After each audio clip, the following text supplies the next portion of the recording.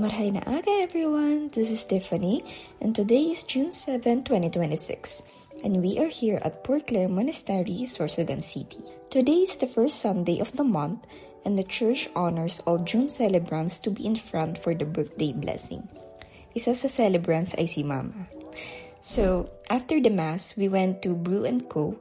to have our breakfast because we went early to the church around 6 a.m.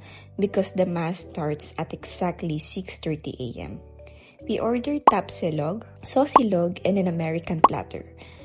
I recommend their tapsilog kasi masarap siya, hindi siya yung synthetic, and then worth the price din. The next day, we found Mama's letters, grades from college, chain messages, and some love letters. Ay. And around 8 p.m., andito ako sa labas ng bahay kasi hinihintay ko si Sean, yung friend ko, dahil may bibigay ako sa kanya galing Cebu Pacific. And ayan, nabigay ko na sa kanya. Nandyan din sila tito at tita. So, after a couple of days, it is already Mama's birthday. So, ayan, happy birthday, Mama. And we are gathered in our home sa Talisay for a simple celebration lang despite na busy yung schedule namin. A few moments later. Daling kausap. June 26, inaya ako ni Sean na kumain sa Boteju kasi daw nag-crave siya sa tonkatsu. Ayan.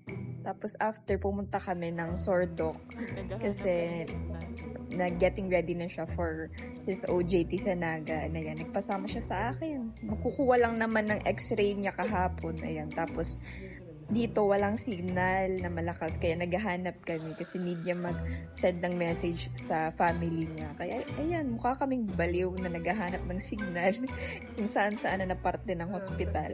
Tapos after namin sa Sordok ay pumunta kami dito sa isang buko stall kasi nauwaw kami kakaantay ng bus. Alas 3 niyan. So ayan, may mali din kami dyan na part kasi nalaman namin na alas 4 pala dumadaan yung mga minibus doon sa National High School. O yan, napagastos tuloy kami ng buko. Ako naman nagbayad, di ba? Ang galing. Yeah, waiting pa din kami talaga dito sa minibus. Ayan, napakanta na siya. Tapos, we decided na umupo muna dun sa may Fatima Church kasi grabe yung init at natatawa na lang kami sa pinagagagawa namin. So, yan. So, after ilang minutes, nag-tricycle na kami pero hindi na namin na videohan kasi pagod. At nagbilang na siya ng pera niya kasi may travel daw siya. Travel. Kasi ayan, dumating na yung isa naming friend, si Vian. Yan yung nasa kakol ni Sean kanina doon sa first clip. So, yan.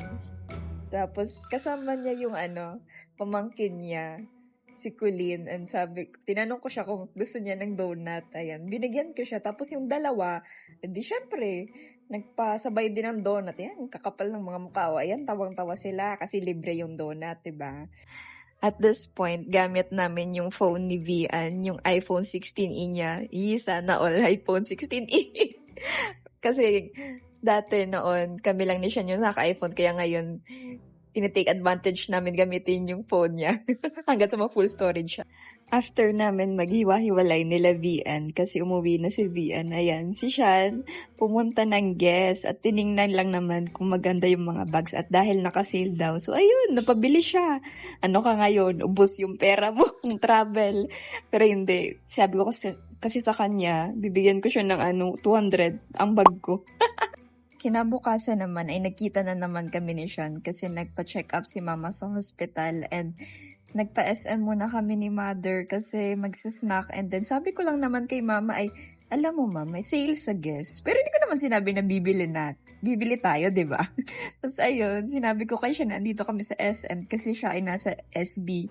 And ayun, bumili na naman siya ng new bag, hati naman daw sila ng pinsan niya sa pagbabayaran. Ayun. Tapos kasama niya dito yung parents niya and sabi, dito dapat makita yung binili niyang new bag na Guess. At dahil nga tumingin kami ni Sean, pati yung mama at ate ko tumingin na rin at bumili sa Guess. Kaya ayan, ang dami namin binili kay Papa, sa dalawa kong ate, sa akin din, tsaka kay Mama, and then kay Kuya. Ayan, kung ano-ano pinagbibili namin kasi sale. Ayan, so binila namin si Papa ng new polo shirt niya. Tapos kay Ate Sam, yung sling bag. Akong pumili nun sa kanya. Well, naka-video call kami. And then, ayan, kay Mother is new black bag. Sabi ko, ito yung piliin mo kasi like elegant siya tingnan pang office. Tapos sa akin, new pants. Like, pwede ko itong magamit in kahit pang office or pang casual lang. And then, my new sling bag. So, thank you, Mama, for this one. And minsan lang ako bumili ng mga ganyan kasi napaka-practical ko. And yung kay ate naman ay isang sando tsaka shirt. And then yung sling bag din yung pinili niya. Although, yung sabi ni Mama, dapat daw yung binili niya is yung malaking bag kasi architect si ate. Dapat daw yung kasya yung plywood, yung mga kabilya, yung mga bakal, hollow blocks, kung ano-ano pa man. So yun, pinagtawanan namin siya. And I received this power mop gift as a congratulatory from my sister and kuya. Ayan, yung earpods na Type-C. Although, this gift is something na magagamit ko in the future. So, yan. So, I'm going to unbox this. And, ayan. So, thank you very much sa inyong gift sa akin.